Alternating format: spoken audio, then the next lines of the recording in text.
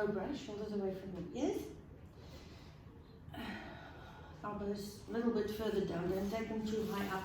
Because you want to keep your shoulders down, and then don't bring your arms too close, bring them a little bit up so you've got a little bit of wider stance. So, very gently, just do a tiny pelvic tilt.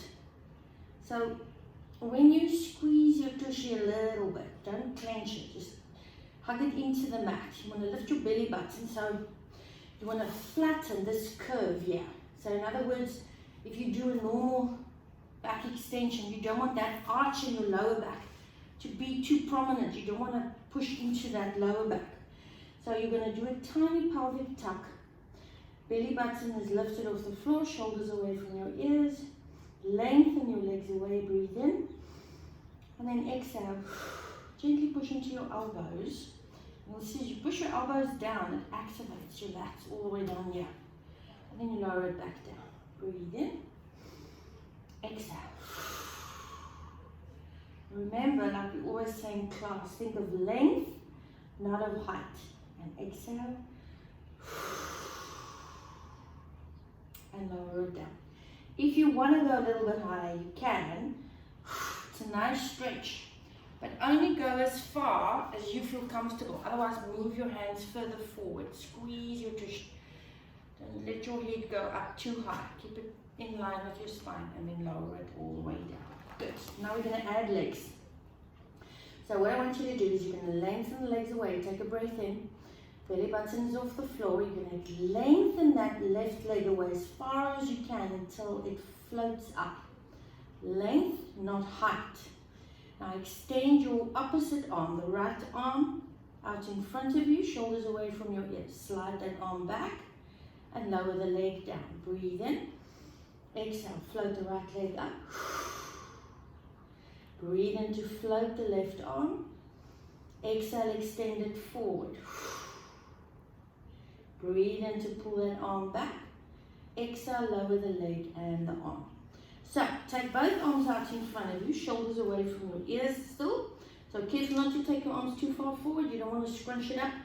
Keep your shoulders down, arms wide, and you can keep your elbows a little bit soft. So, from there, you're going to breathe in, exhale. Right leg, left arm, whichever side you start with. And lower it down. Breathe in. Change the breathing. It's a bit more challenging this way. But you can always go, exhale to lift, and lower. Whichever challenges you more. Now you're going to float arms and legs up, and I want you to hold it there. Make sure your chin is tucked a little bit so there's length in your neck, shoulders away from your ears, and relax everything down. Good. Now take your one hand, put it underneath your forehead, so you're going to relax your head down. And you're going to extend your left arm behind your right arm. So you'll see immediately when you take your arm down, the shoulder drops. I want you to open up that shoulder, open that collarbone. Then float this arm up. So immediately your right hip will want to lift. It feels like you're actually doing that. Push that right hip down by squeezing those obliques and your right bum cheek. You want to press it down and we lift the arm. If you've got little weights, put them in your hand. Don't hold it too tight. You want to just let the weight hang in your hands and then lift the arm up for 10.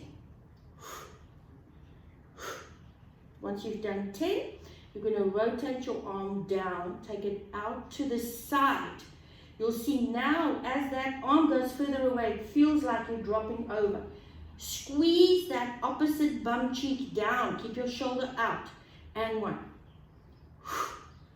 3, 4, 5, 6, 7, 8, 9, 10, and change arms. Okay, so the arm gets extended behind you.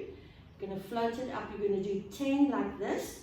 Make sure your head is resting. I've got a cap on, so make sure your head is resting on your arm. You can even put a pillow underneath your head.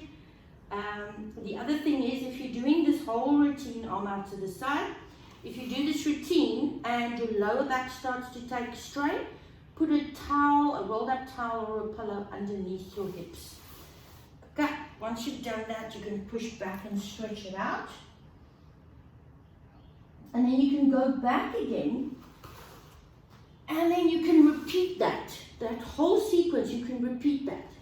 Once you've done that as many times as you wanted to do it, then you're going to grab that foot.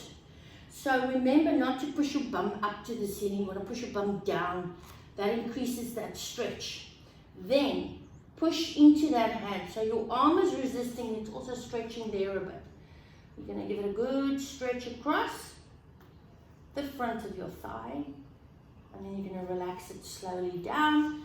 Change sides. Sorry, my feet must be very dirty. I can't even get to that foot. I'm stiff. Very stiff. Holy moly. Once you stretch that, you're going to push yourself up onto your elbows, shoulders away from your ears. Take a nice breath in. Now, keep your knees down, but lift up into your plank.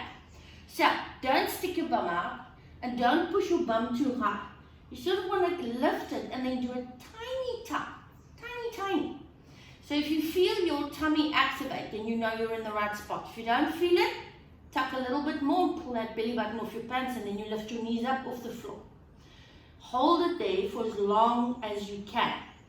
Once you've done that, for as long as you can, you're going to bring your knees in.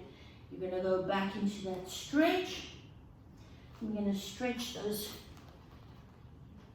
side muscles a little bit. And your cuba will also get a nice stretch. Keep your head down when you do this. Walk your hands over to the other side. Drop your shoulders down. Back to center. And you gently curl yourself all the way up.